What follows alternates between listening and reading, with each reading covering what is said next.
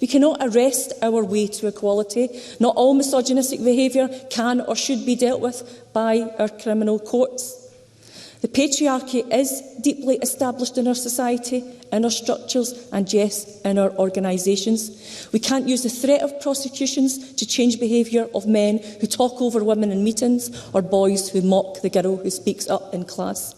The insidious, low-level, systemic misogyny, as articulated by Rona Mackay, stalks a girl's life all the way through her life. When the First Minister's National Advisory Council published its first annual report in 2019, it set out 11 recommendations for change under the themes of attitude and culture change. And those words, attitudes and culture change, are key. It is through changing attitudes and culture that we can hope to bring about real change over the longer term.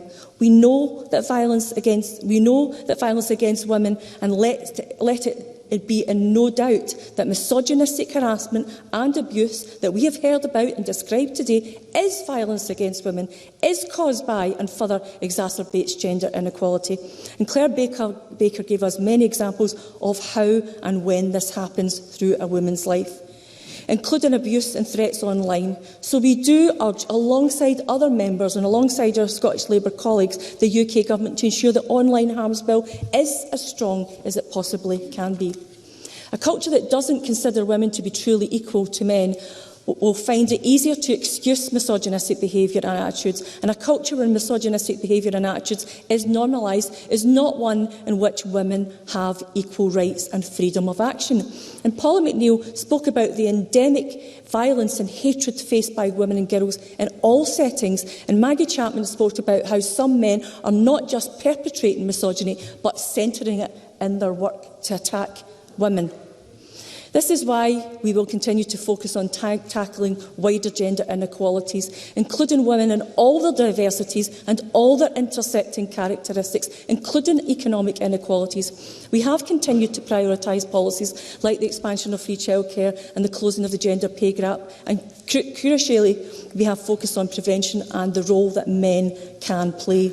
We know that early years are important, and that is why we are continuing to take forward a range of actions in schools to address gender-based violence and sexual harassment. And I too echo Paul McClelland's praise for Fiona Druitt and Emily Test and the work she is doing in higher and further education. Education plays a significant role in supporting our children and young people to learn about safe and healthy relationships, high-quality relationships, sexual health and parenthood education. An important part of the health and wellbeing curriculum aims to help children and young people to build positive relationships as they grow older and seek help when they need it. The content is delivered in an age and stage-appropriate, non-judgmental manner within a framework of sound values and an awareness of the law, including that on sexual behaviour. We will strengthen this with a national framework that supports schools to tackle sexual harassment and gender-based violence. Our Mentors on Violence Prevention Scotland programme is working to tackle gender stereotyping and attitudes that condone violence against women and girls. We also fund the Equally Safe at Schools programme, which we developed in partnership with Zero Tolerance, Rape Crisis Scotland and others. It raises awareness among staff and pupils of the reality and causes of gender-based violence.